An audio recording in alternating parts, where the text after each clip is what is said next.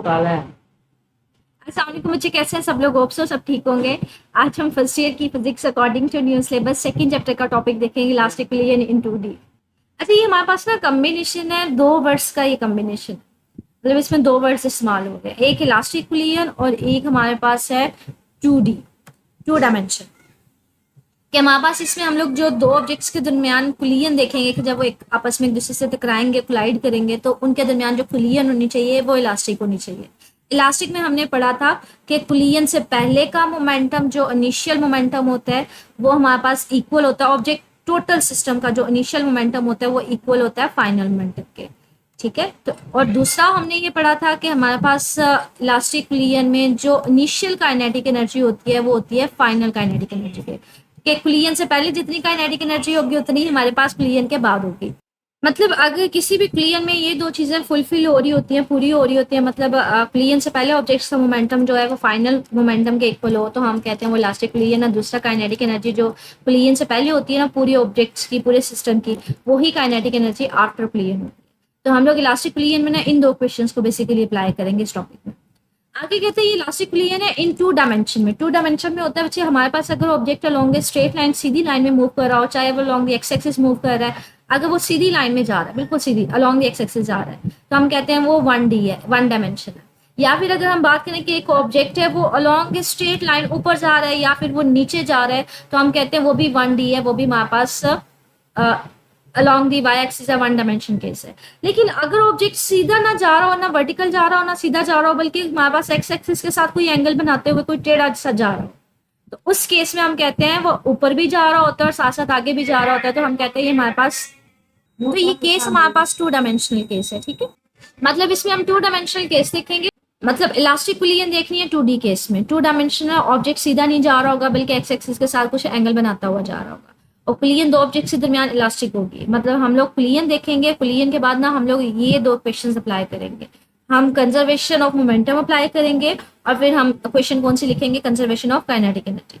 वहां पे अब हम टू डायमेंशनल केस को थोड़ा सा समझने लगे हैं। कहते हैं हमारे पास क्या है, when two bodies travelling along an axis do not ended up along the same initial axis after कुलियन। कहते हैं हमारे पास फॉर एग्जांपल इसको समझते हैं, एक ऑब्जेक्ट ये है M1 और दूसरा ऑब्जेक्ट हमारे पास है M2। ये अब हमारे पास क्या है, ये ऑब्जेक्ट पीछे से आ रहा है along a straight line, Sidhi line में आ रहा है, अलोंग द एक्स एक्सिस ये मूव कर रहा था। जब ये जाके इसके साथ कोलाइड करता है, इसके साथ टकराता है, ये थोड़ा सा ना इसके एंड से कॉर्नर से टकरा रहा है बस, तो ये क्या करते हैं, इसके साथ टकरा के इसको एनर्जी देते हैं। M2 इधर चला जाता है और M1 इस सेक्शन में आ जाता है।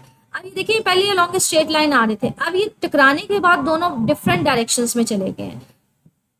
तो इस तरह की कुलियन को हम क्या कहते हैं, टू डायमेंशनल कुलियन कहते हैं। कि इनिशियल में जब ऑब्जेक्ट्स जो है वो किसी अलोंग दी स्पेसिफाइड डायरेक्शन में एक्सिस में आ रहे थे, एक सिंगल डायरेक्शन में आ रहे थे, लेकिन कुलियन के बाद वो एक ही डायरेक्शन में ना रहे, उसी डायरेक्शन में मूव ना करें, बल्कि डिस्पर्स हो जाए, अलहदा उनकी डायरेक्शन चेंज हो जाए, तो हम कहते हैं वो टू डायमेंशनल केस है।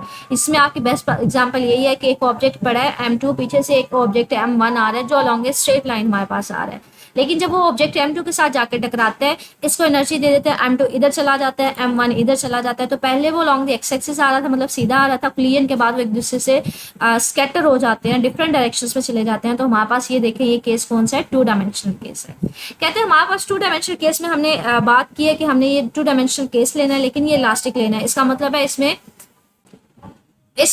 मोमेंटम भी कंजर्व रहेगा, linear momentum conservation question apply करेंगे, और इसमें काइनेटिक एनर्जी भी कंजर्व रहेगी। मतलब ये दोनों क्वेश्चंस अप्लाई करेंगे। तो अभी सिर्फ इस पैराग्राफ में सिर्फ इंट्रोडक्शन था इलास्टिक कुलियन का, और दूसरा टू डायमेंशनल का। टू डायमेंशनल कुलियन क्या होगी उसकी डेफिनेशन है, उसके बाद इलास्टिक कुलियन है, तो हम इसमें कौन कौन सी कंजर्वेशन देखेंगे। हम इसमें मोमेंटम कंजर्वेशन वाली क्वेश्चन लगाएंगे, initial momentum is equal to final momentum, और दूसरी काइनेटिक एनर्जी वाली। अब इस क्वेश्चन के जरिए, इस डायग्राम के जरिए बच्चे वो एक्सप्लेन कर रहा है टू डायमेंशनल मोशन को। वो कहता है कंसीडर करेंगे दो ऑब्जेक्ट्स हैं, कोलाइड कर रहे हैं at a certain glancing angle. मतलब क्या है कि इनिशियली हमारे पास यहाँ पे एक ऑब्जेक्ट पड़ा M2, ये रेस्ट पे है, ये मूव नहीं कर रहा, तो इसकी इनिशियल वेलोसिटी V2I हमारे पास क्या है, 0 है, क्योंकि ये मूव ही नहीं कर रहा। तो हमारे पास पीछे से एक ऑब्जेक्ट है M1 जिसकी कोई इनिशियल वेलोसिटी है, तो वो इनिशियल वेलोसिटी V1, बच्चे M1 है तो इसके वेलोसिटी को V1 बोल देते हैं। इनिशियल मतलब शुरू में इसकी कुछ वेलोसिटी है तो उसको इनिशियल बोल देंगे। तो ये इनिशियली किसी वेलोसिटी के साथ आ रहा है पीछे से, यहाँ पे m2 रेस्ट पे पड़ा है, इसकी वेलोसिटी शुरू वाली कोई नहीं है, 0 है। तो ये क्या करते हैं, आके इसके साथ ना साइड से थोड़ा सा टकराते हैं, थोड़ा सा कह लेंगे हेड ऑन क्लियन नहीं है। हेड ऑन क्लियन का मतलब है एक बॉल जो है वो एग्जैक्टली दूसरी बॉल के हेड के साथ कोलाइड करे। Head to head on collision, head on collision इसको बोलते हैं। लेकिन यहाँ पे हेड ऑन क्लियन नहीं है, ये बॉल पीछे से आ रही है, ये थोड़ा सा इसके कॉर्नर से टकराती है और इसको भी मूव करवा देती है, इसको भी मूव करवा देती है। तो m2 जो है वो इसकी वेलोसिटी क्या हो जाती है, v2, क्योंकि फाइनल है तो बच्चे इसको f का नाम दे रहे हैं। यहाँ पे हम लोग इसको पहले हम लोग नाम देते थे, कुलियन से पहले वाली वेलोसिटीज को हम सिंपल v बोल देते थे, कुलियन के बाद वाली वेलोसिटीज को हम लोग v प्राइम बोल देते थे। लेकिन यहाँ पे थोड़ा सा डिफरेंस है, हम कुलियन से पहले वाली वेलोसिटीज को इनिशियल बोल देंगे और कुलियन के बाद वाली वेलोसिटीज को हम नाम क्या दे देंगे, फाइनल के बाद वाली वेलोसिटीज है। तो ये इसके साथ आता है, हेड ऑन क्लियर नहीं है बल्कि इसके कॉर्नर के साथ थोड़ा सा टकराता है। तो यहाँ पे इसको भी एनर्जी दे देता है, m2 भी मूव कर जाता है वेलोसिटी v2 f के साथ, फाइनल वेलोसिटी मतलब क्लियर के बाद वाली। और ये ऑब्जेक्ट m1 की वेलोसिटी है वो भी क्लाइड करने के साथ इस तरह थोड़ा सा स्कैटर हो जाता है, तो इसकी वेलोसिटी को हम बोल देते हैं v1f। तो यहाँ पे ये सिचुएशन कह रहा है कि कुलियन हेड ऑन नहीं है। तो सिचुएशन क्या दे रहा है कि सपोज करो कि m1 जो है फर्स्ट ऑब्जेक्ट का वो मूव कर रहा है, इनिशियली कुलियन से पहले उसकी वेलोसिटी क्या है v1i, वो दूसरे ऑब्जेक्ट के साथ कोलाइड कर रहा है जो रेस्ट पे है, मतलब उसकी जो इनिशियल वेलोसिटी क्या है वो 0 है। जब वो कोलाइड करता है इसके साथ तो m2 भी हमारे पास स्कैटर हो जाता है और हमारे पास m1 जो है वो भी क्या कर जाता है, स्कैटर हो जाता है। मतलब ये ऑब्जेक्ट इस तरफ चला जाएगा, ये सीधा नहीं जाएगा बल्कि इस तरफ चला जाएगा और ये ऑब्जेक्ट थोड़ा सा नीचे चला जाएगा। पहले वो सीधी लाइन में आ रहा था, ये रेस्ट पे था, तो अब कोलाइड करने के बाद वो सीधा नहीं जाता बल्कि इसको इस तरफ भेज देता है और इसको इस तरफ। अब अलॉन्ग द एक्स एक्सिस उनको तो सीधा आना चाहिए था क्योंकि ऑब्जेक्ट सीधा आ रहा है, तो हम कहते हैं अलॉन्ग द एक्स एक्सिस अगर हमारे पास v1 है तो हमारे पास इसका एंगल हम कह देते हैं एक्स एक्सिस के साथ क्या बना रहा है, θ1 बना रहा है। और m2 है तो इसका एक्स एक्सिस के साथ एंगल कितना बन रहा है, θ2 बन रहा है। तो इसका मतलब है हमने एंगल देख लिया है कि हमारे पास एक्स एक्सिस से वो कितना हमारे पास स्कैटर हुआ है, कितना वो डेविएट किया, मतलब कितना दूर गया है। उसको सीधा जाना चाहिए था लेकिन सीधा नहीं गया, वो कितना हमारे पास दूर चला गया है, उसका हम ये स्कैटर्ड एंगल फाइंड आउट करेंगे, स्कैटरिंग एंगल। m1 के एंगल को हमने θ1 बोल दिया, m2 के एंगल को हमने θ2 बोल दिया। तो कहते हैं हमारे पास एन इलास्टिक प्लेन, हमारे पास क्या होती है, एक और डेफिनेशन है इन इलास्टिक प्लेन की। बेसिकली हमने पहले डिफाइन किया था कि हमारे पास अगर बात करेंगे जिसमें काइनेटिक एनर्जी भी कंजर्व होती है, मोमेंटम भी कंजर्व होता है। तो कहते हैं हमारे पास जो इलास्टिक प्लेन है, हमारे पास यहाँ पे हेड ऑन प्लेन नहीं है। ये यूजुअली हमारे पास अगर हम बात करेंगे जो हेड ऑन प्लेन नहीं होती तो वो 2 डायमेंशनल केस होता है। तो कहते हैं यहाँ पे इसके ऊपर अब हम लोग क्या करेंगे, इलास्टिक प्लेन थी, अब हम इसके ऊपर ये 2 क्वेश्चंस अप्लाई करेंगे। मोमेंटम कौन सा, मोमेंटम कंजर्वेशन और काइनेटिक एनर्जी कंजर्वेशन। तो पहले मोमेंटम कंजर्वेशन लगाते हैं। अब यहाँ पे एक छोटी सी प्रॉब्लम है। छोटी सी प्रॉब्लम क्या है कि बच्चे यहाँ पे जो मोमेंटम है, मोमेंटम का फॉर्मूला आपने पढ़ा होगा, हमारे पास क्या होता है, p = mv होता है। हमारे पास मोमेंटम जो है बच्चे वो हमारे पास एक वेक्टर क्वांटिटी है। हमारे पास मोमेंटम क्या है, वेक्टर क्वांटिटी है। अब अगर मैं ये बात करूं कि हमारे पास वेलोसिटी वेक्टर क्वांटिटी है ना, तो हम मैथ्स का वेलोसिटी के साथ मल्टीप्लाई कर रहे हैं तो वेक्टर भी, मोमेंटम भी क्या होगा, वेक्टर क्वांटिटी है। अब अगर फर्स्ट ऑब्जेक्ट की बात करूं तो ये एंगल एक्स एक्सिस के साथ क्या बना रहा है, थीटा एंगल बना रहा है। और इस केस में हम करते हैं कि जब भी आप वेक्टर को कंसीडर करते हैं, अगर वो एक्स एक्सिस के साथ कोई एंगल थीटा बना रहा हो तो हम उस वेक्टर को यूजुअली उसके कंपोनेंट्स में रिजॉल्व करते हैं। क्योंकि बच्चे ये देखें, ये initially object along the X axis आ रहा था, अब जब ये स्कैटर हुए हैं तो ना तो ये एक्स एक्सिस के अलॉन्ग है ना ये वाई एक्सिस के अलॉन्ग है। इसका मतलब है अब मुझे वेलोसिटी निकालनी है, एक्स एक्सिस के अलॉन्ग कितनी होगी, वाई एक्सिस के अलॉन्ग कितनी होगी। तो मतलब मैं क्या करूंगी, यहाँ पे वेलोसिटी का या मोमेंटम का कंपोनेंट्स निकालूंगी अलॉन्ग द एक्स एक्सिस या अलॉन्ग द वाई एक्सिस। तो हमारा यहाँ पे मेन काम क्या है, हमने कंपोनेंट्स मालूम करने हैं कि वेलोसिटी के मालूम करेंगे तो बेसिकली मोमेंटम के ही होंगे, ठीक है। मैथ्स के साथ मल्टीप्लाई करेंगे तो मोमेंटम हो जाएगा। तो हम लोग उसके वेलोसिटी के या मोमेंटम के कंपोनेंट्स निकालेंगे अलॉन्ग द एक्स एक्सिस कितने हैं, अलॉन्ग द वाई एक्सिस कितने हैं। क्यों, क्योंकि इनिशियली ऑब्जेक्ट सिर्फ अलॉन्ग द एक्स एक्सिस आ रहा था। प्लियन के बाद मुझे नहीं पता एक्स एक्सिस के अलॉन्ग है या वाई एक्सिस के अलॉन्ग है। क्यों, क्योंकि वो तो थीटा एंगल के साथ स्कैटर हो गया।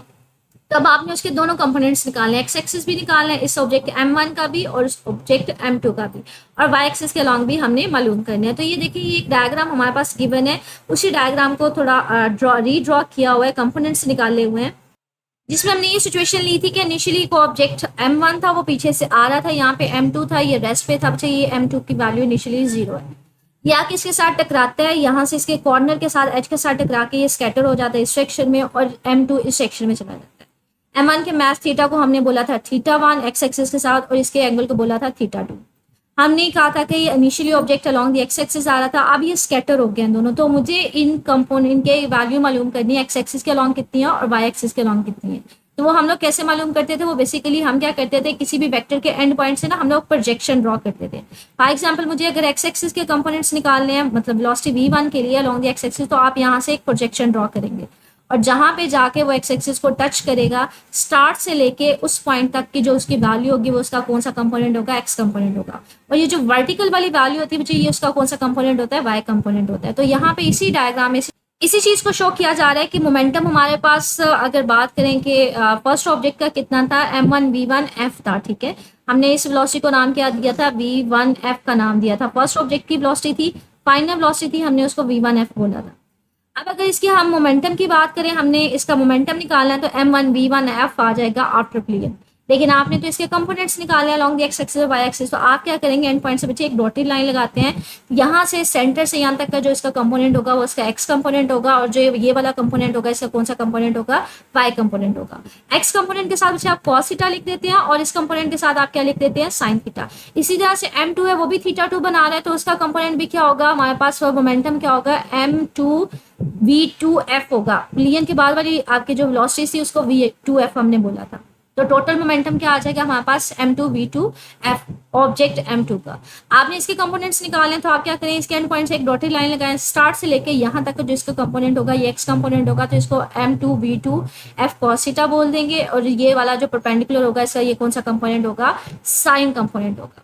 तो यहाँ पे हमने प्राइम का नहीं बोला, हमने बुक में ना इसको v2f से लिखा है। तो ये यहाँ पे इसके कंपोनेंट्स अगर ड्रॉ करेंगे तो कैसे करेंगे, एंड पॉइंट से एक हमारे पास एक वर्टिकल लाइन लगाएंगे, जहाँ पे जाके वो टच कर रहा होगा, प्रोजेक्शन इसको बोलते हैं। स्टार्ट से लेके यहाँ तक इसका एक्स कंपोनेंट होगा, तो ये आ जाएगा हमारे पास अगर मोमेंटम m2v2f है, तो हमारे पास इसका एक्स कंपोनेंट क्या आएगा, m2v2f cos थीटा। यहाँ पे क्या आ जाएगा साथ में cos थीटा, और ये हमारे पास उसका y कंपोनेंट होगा m2v2f sin थीटा।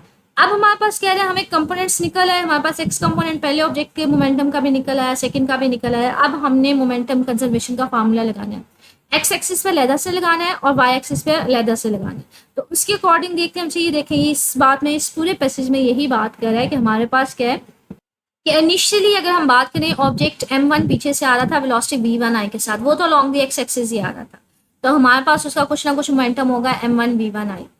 लेकिन जब सेकंड ऑब्जेक्ट के साथ जाके कोलाइड कर रहा था बच्चे, सेकंड ऑब्जेक्ट जो था वो रेस्ट पे था, तो उसका मोमेंटम क्या था, जीरो था। उसका मोमेंटम टारगेट का मतलब है जो हमने ऑब्जेक्ट m2 लिया था जिसके साथ जाके वो टकरा रहा था, वो तो रेस्ट पे था, तो उसका मोमेंटम क्या था, जीरो था। एक ऑब्जेक्ट आ रहा था अलोंग द एक्स एक्सिस, उसकी कुछ वेलोसिटी भी थी, उसका मोमेंटम क्या होगा, इन दोनों को मल्टीप्लाई कर देंगे मास को वेलोसिटी के साथ। अलोंग द एक्स एक्सिस है तो कोई कंपोनेंट्स नहीं लेंगे, तो m1v1 प्राइम आ जाएगा। इसके साथ टकरा रहा था, टारगेट रेस्ट पे था, तो इसकी वेलोसिटी क्या आ जाएगी, जीरो आ जाएगी, तो इसका मोमेंटम भी क्या होगा, जीरो आ जाएगा। अब कुलियन के बाद क्या हुआ है, कहते हैं कुलियन के बाद हमारे पास जो m1 है उसकी अगर हम बात करें कि वो हमारे पास क्या आ जाएगा, m1v1f आ जाएगा। फाइनल मतलब कुलियन के बाद है तो उसको फाइनल हमने f से रिप्रेजेंट किया था, ठीक है। इसी तरह से अगर हम बात करें m2 का, तो उसके हमारे पास मोमेंटम क्या आ जाएगा, वेलोसिटी v2f थी तो मोमेंटम m2v2f होगा। तो लेकिन हमारे पास यहाँ पे सिचुएशन क्या है, यहाँ पे ये वेक्टर क्वांटिटीज हैं और ये जो मोमेंटम है m2v2f या m1v1f, ये बच्चे कोई एंगल बना रही है एक्स एक्सिस के साथ, तो इसका मतलब है हमने इसको इसके कंपोनेंट्स में रिजॉल्व करना है, इस मोमेंटम को भी और इस मोमेंटम को भी। और कंपोनेंट्स में रिजॉल्व कैसे करते हैं, यहाँ से एक प्रोजेक्शन ड्रॉ करते हैं, ये इसका एक्स कंपोनेंट होगा, ये वाई कंपोनेंट होगा। इसी तरह से इसके एंड से भी प्रोजेक्शन ड्रॉ करेंगे, इसका एक्स कंपोनेंट होगा और इसका वाई कंपोनेंट होगा। एक्स कंपोनेंट में क्या करेंगे, इस वैल्यू के साथ cos थीटा आ जाता है, वाई कंपोनेंट में यही मोमेंटम के साथ sin थीटा आ जाता है। तो आपके पास कह रहे हैं कि हमारे पास हमने क्या करना है, उनको उनके कंपोनेंट्स में रिजॉल्व करना है। m1v1f है बच्चे, ये गलती से मिस्टेकनली लिखा हुआ है आई बार बार, ये फाइनल वेलोसिटी थी, कुलियन के बाद वाली थी, तो m1v1f cos थीटा 1 और m1v1f sin थीटा 1 के हमने उसको उसके कंपोनेंट्स में रिजॉल्व कर दिए। इसी तरह से हमने सेकंड ऑब्जेक्ट को मोमेंटम को भी इसके कंपोनेंट्स में रिजॉल्व कर दिया। कंपोनेंट्स में रिजॉल्व करने के बाद अब आपने क्या करना है, ये वाली इक्वेशन अप्लाई करनी है, initial momentum is equal to the final momentum. Collision से पहले का मोमेंटम हमारे पास सेम है कुलियन के आफ्टर मोमेंटम के साथ, लेकिन ये सिर्फ और सिर्फ along the X axis apply करेंगे। तो अलोंग द एक्स एक्सिस देखते हैं, along the X axis m1 तो मूव कर रहा था अलोंग द एक्स एक्सिस, तो इसका मोमेंटम तो होगा m1v1i। m2 का मोमेंटम क्या होगा, जीरो, क्योंकि वो तो रेस्ट पे था। तो ये देखिए इनिशियल मोमेंटम सिर्फ पहले ऑब्जेक्ट का है, ठीक है, अलोंग द एक्स एक्सिस, लेकिन आफ्टर कुलियन हमारे पास दोनों ऑब्जेक्ट्स का है। ये इसका ऑब्जेक्ट भी अलॉन्ग द एक्स एक्सिस आपके पास मोमेंटम है, और इस ऑब्जेक्ट का भी हमारे पास आफ्टर क्लियर मोमेंटम था अलॉन्ग दी एक्स एक्सिस, दोनों का एक ही डायरेक्शन में था तो दोनों को एड अप कर लिया। तो ये देखें फर्स्ट ऑब्जेक्ट की वजह से m1v1 f cos theta 1 plus m2v2 f cos theta 2। आप क्या करें, m1v1 वाले को क्वेश्चन को अलहदा कर लें, ये इधर है तो इधर जाके क्या हो जाएगी, माइनस में हो जाएगी, तो ये m1v1 i minus m1v1 f cos theta 1 आ जाएगा। ये हमारे पास मोमेंटम कंजर्वेशन आगे along the X axis. Along the Y axis देखते हैं। अच्छा, अलोंग दी वाई एक्सिस आप मुझे बताएं, ये तो along the X axis purely move कर रहा था, इसके तो वाई एक्सिस के अलोंग कोई कंपोनेंट था ही नहीं, ये तो simply along the X axis था, तो इसका वाई एक्सिस के अलोंग क्या होगा, मोमेंटम जीरो होगा। ये तो वैसे ही रेस्ट पे था, तो इसका मोमेंटम भी अलोंग दी वाई एक्सिस क्या होगा, जीरो होगा। तो इनिशियल मोमेंटम या बिफोर कुलियन हमारे पास दोनों का जीरो है। लेकिन कुलियन के बाद हमने देखा एक ऑब्जेक्ट m1 इधर से ला गया, m2 इधर से ला गया, और हमने इनके कंपोनेंट्स निकाले। कंपोनेंट्स हमने कैसे निकाले, हमने इनके ये जो परपेंडिकुलर कंपोनेंट्स हैं, परपेंडिकुलर लाइंस है वो ड्रॉ किए। अब इसे ये देखिए, इसकी डायरेक्शन डाउनवर्ड में है, तो इसका जो कंपोनेंट आएगा वो डाउनवर्ड में आएगा। अब इसकी कंपोनेंट डायरेक्शन ऊपर की तरफ है, तो यहाँ पे इसका जो वर्टिकल कंपोनेंट आएगा ये ऊपर की तरफ आएगा। अब दोनों के परपेंडिकुलर या वाई एक्सिस के लॉन्ग कंपोनेंट्स तो हैं, लेकिन दोनों के डायरेक्शन ऑपोजिट है, तो इसका कंपोनेंट क्या आएगा, m1v1f sin थीटा 1 आ जाएगा। इसका क्या आएगा, वाई एक्सिस में सिर्फ sin थीटा आ जाता है, जो भी वैल्यू होती है ना उसके साथ sin थीटा 2 आ जाता है, तो इसके साथ आ जाएगा m2v2f sin थीटा। लेकिन ये दोनों के डायरेक्शन ऑपोजिट होने की वजह से ना इनके साथ एक का प्लस में ले लेंगे, एक का माइनस में ले लेंगे। तो यहाँ पे ये देखें m1v1f sin theta 1 minus m2v2f sin theta 2। क्यों, क्योंकि इसके डायरेक्शन जिस डायरेक्शन में बच्चे आपके पास वेक्टर होता है ना, उस वेक्टर में उसका वर्टिकल कंपोनेंट होगा, तो इसका नीचे की तरफ आ जाएगा और इसका कंपोनेंट अपवर्ड में आ जाएगा। अगर मैं इसका कंपोनेंट वाई कंपोनेंट पॉजिटिव लेती हूँ तो इसका क्या लेना पड़ेगा, नेगेटिव लेना पड़ेगा। तो ये मेरे पास आ जाएगा m1v1f sin theta 1 minus m2v2f sin theta 2। तो m1 वाली को एक साइड पे कर लें, 2 वाली को एक साइड पे कर लें, तो ये देखिए उन दोनों को अलग-अलग कर लिया। अब हमने कंजर्वेशन ऑफ एनर्जी अप्लाई करना है। Energy before collision is equal to the energy after collision. अच्छा, एनर्जी जो होती है ना बच्चे, ये स्केलर है, तो इसके कंपोनेंट्स हम रिजॉल्व नहीं करते। वेक्टर होगा तो बच्चे इसके कंपोनेंट्स निकालते हैं, स्केलर के कंपोनेंट्स से निकालते हैं।